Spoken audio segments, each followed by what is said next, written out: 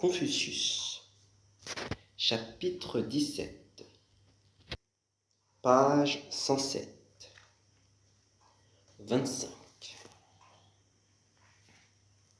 Le maître dit: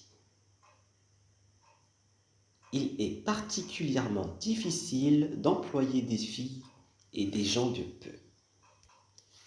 Traitez-les cordialement et ils deviennent insolents. Tenez-les à distance et ils vous en garderont rancune. 26.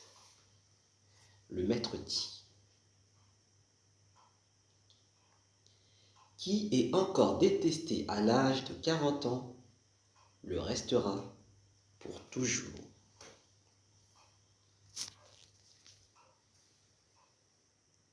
Chapitre 18. 1. Le tyran fit fuir le seigneur de Wei, réduisit le seigneur de Ji en esclavage et exécuta Bigan qui lui avait fait des remontrances. Confucius dit: la dynastie Yin a eu 3 hommes parfaitement bons. 2. Liu Zuanyu, qui occupait un poste de juge, en fut 3 fois chassé. On lui dit: pourquoi ne pas aller ailleurs? Il répondit: si je fais honnêtement mon travail, où donc ne serais-je pas 3 fois chassé? Et si c'est pour faire malhonnêtement mon travail, à quoi bon quitter le pays de mes parents? 3. Le duc Jing de Qi avait accueilli Confucius. Il dit: le traiter sur le même pied que le chef du clan Ji, je ne le puis. Je vais le traiter comme s'il était en dessous de Ji et au-dessus de Meng. Il dit encore: je me fais vieux. Je ne suis pas capable de l'employer. Confucius s'en alla. 4. Les gens de Qi envoyèrent une troupe de chanteuses et de danseuses. Le seigneur Ji accepta ce cadeau et pendant 3 jours, il ne parut pas à la cour. Confucius s'en alla.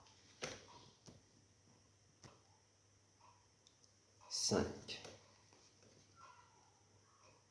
Croisant Confucius, Jiyu, le fou du pays de Shu, se mit à chanter: Phénix, ô Phénix, comme ton pouvoir s'est affaibli.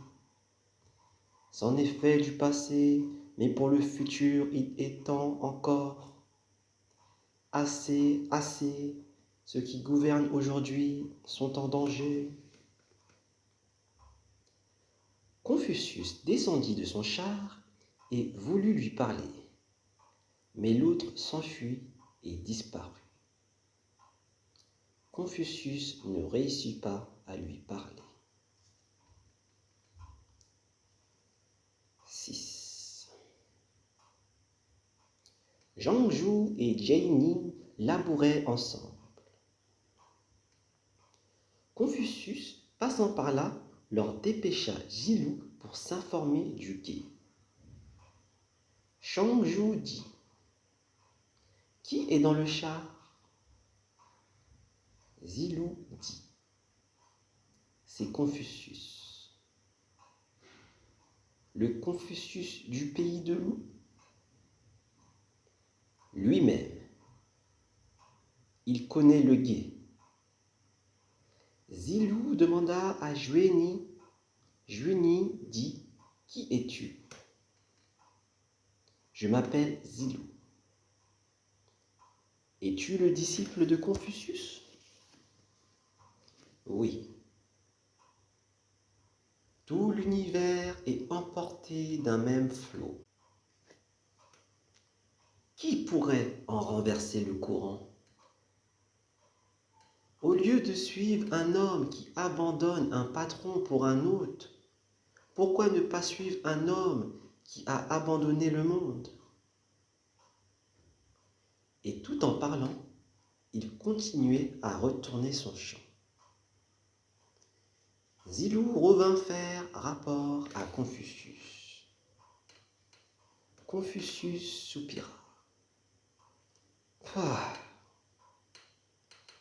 on ne peut pas s'associer avec les bêtes sauvages et les oiseaux. Qui puis-je fréquenter sinon mes semblables? Si le monde marchait droit, je ne chercherais pas à le changer. 7. Au cours d'un voyage avec Confucius, Zilou avait été laissé en arrière. Il rencontra un vieillard qui portait à l'épaule un panier accroché à son bâton. Zilou demanda: « Monsieur, avez-vous vu mon maître ?» Le vieillard dit: « Toi qui ne sais rien faire de tes 4 membres, ni ne peux distinguer les 5 céréales, qui donc pourrait être ton maître ?» Il planta son bâton en terre et se mit à sarcler. Zilou attendit respectueusement qu'il eût fini. Le vieux le garda à loger ce soir-là. Il égorgea un poulet et lui servit un plat de millet. Il lui présenta aussi ses 2 fils. Le lendemain, Zilou poursuivit sa route et fit rapport à Confucius. Le maître dit: « C'est un ermite. » Il chargea Zilou d'aller le revoir. Mais à son arrivée, l'autre était parti. Zilou dit: « On n'a pas le droit de se retirer de la vie publique. On ne peut faire fi de la hiérarchie qui règle les relations entre aînés et cadets.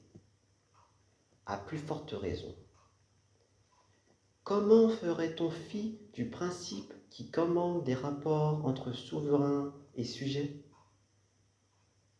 On ne peut quand même pas bouleverser les relations humaines les plus fondamentales rien que pour préserver sa pureté individuelle.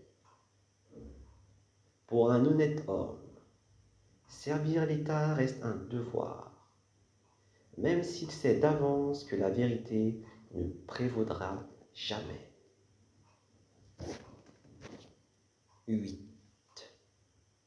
Ceux qui se sont retirés: Boyi, Shuki, Yuzong, Yi, Zhu Zeng, Liu Xiaoyu, Shaoliang.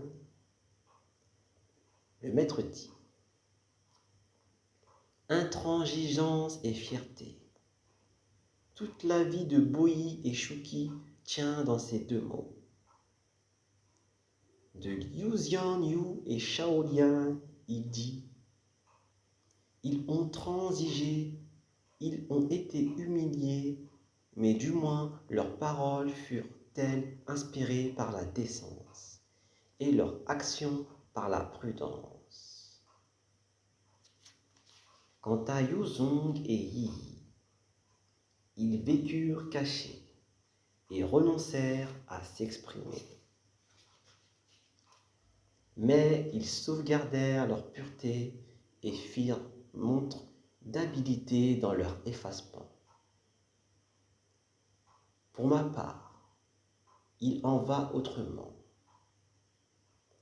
Je n'ai pas d'idées préconçues sur ce qu'on peut ou ne peut pas faire.